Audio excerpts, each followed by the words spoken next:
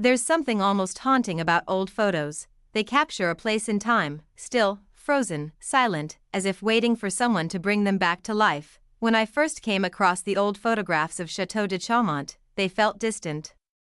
Beautiful, yes, but unreachable. The details were there, the lines of the stone, the shape of the windows, the worn textures that hinted at stories long past, yet they lacked warmth, so I decided to restore them. Not just to touch them up, but to reimagine them in color, to see what the chateau might have looked like in its full light, when life was unfolding all around it. It wasn't easy. Each photo took hours, sometimes days, to restore.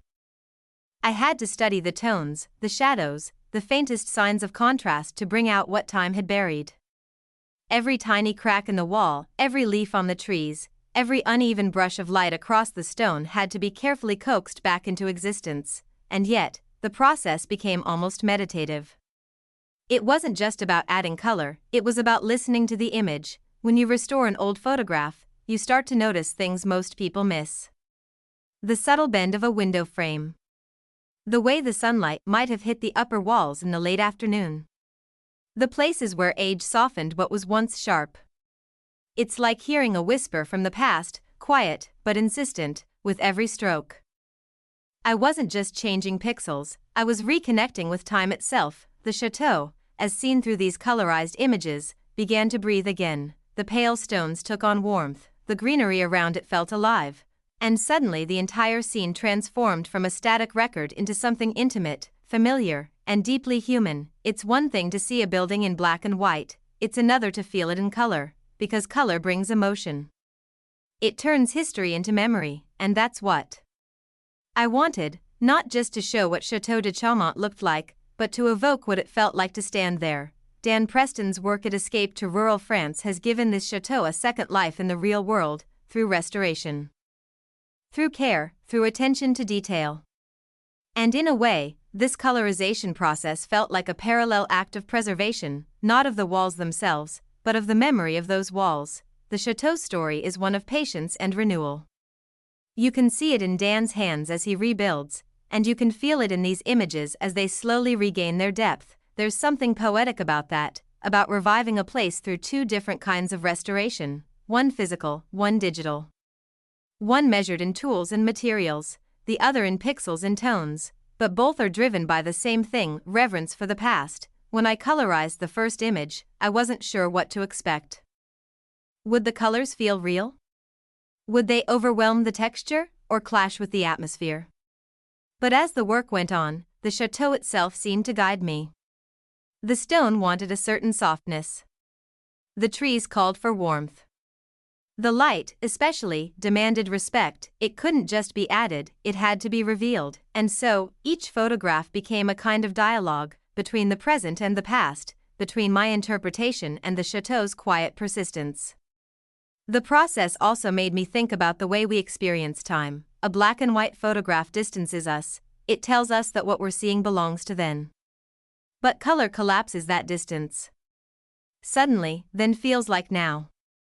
It makes the past less like a relic and more like a continuation. That's what makes colorization so emotional. It reminds us that history wasn't silent, or gray, or still, it was alive, and so was this chateau. Every time I zoomed in to refine the details. A shadow here, a faint reflection there, I felt a sense of connection growing stronger.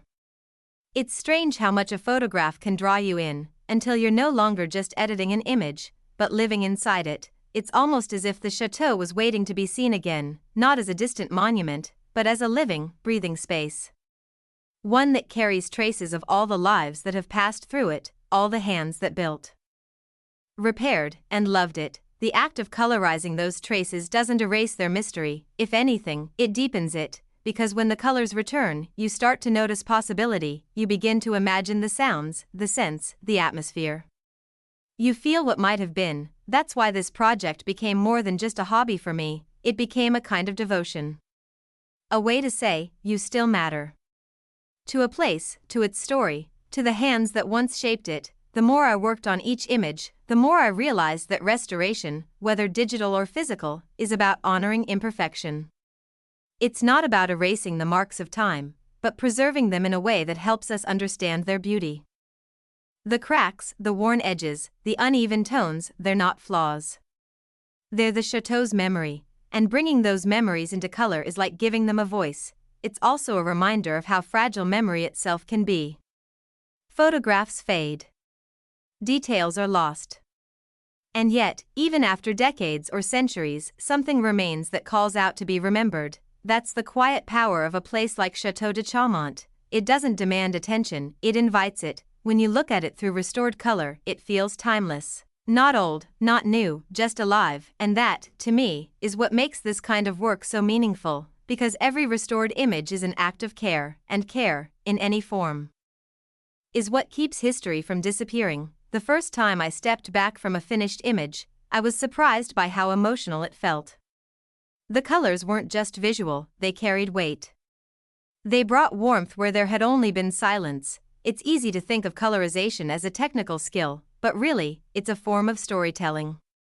Each hue tells a fragment of truth, each contrast restores a little dignity to something that might otherwise have been forgotten. Through this process, I've learned that beauty doesn't just exist in the final image, it lives in the act of restoration itself. In the patience, in the attention, in the quiet hours spent adjusting the smallest details that no one else might ever notice. Because it's in those details that connection grows. When I look at these colorized photos now, I don't just see architecture. I see persistence. I see care. I see the bridge between what was and what still is. Château de Chaumont stands as a reminder that nothing truly beautiful ever disappears. It just waits patiently for someone to look closer, and that's what I hope these images do. I hope they remind people that even the quietest corners of history still have a pulse. That the past isn't gone, it's simply waiting for light, for color, for attention. Every hue, every tone, every shadow in these images is a small gesture of gratitude to a place that continues to inspire, to endure, and to live on through care. So when you see Château de Chaumont in color, you're not just seeing what it looks like, you're seeing what it feels like, a place reborn through patience, a story told not in words, but in shades of time, a quiet heartbeat, still echoing in the present. And in that sense, this project was never just about color, it was about connection, to history, to craft, and to the enduring beauty of care. Be sure to give this video a thumbs up, and you also can subscribe to the channel if you enjoyed the video. Are there any other chateaus that you would like to see restored photos of? Comment down below if you have any photos you want to have us restore. We also now have merch for sale. You can buy a mug or a shirt or a journal. Be sure to check it out in the description below. New products will be coming out soon.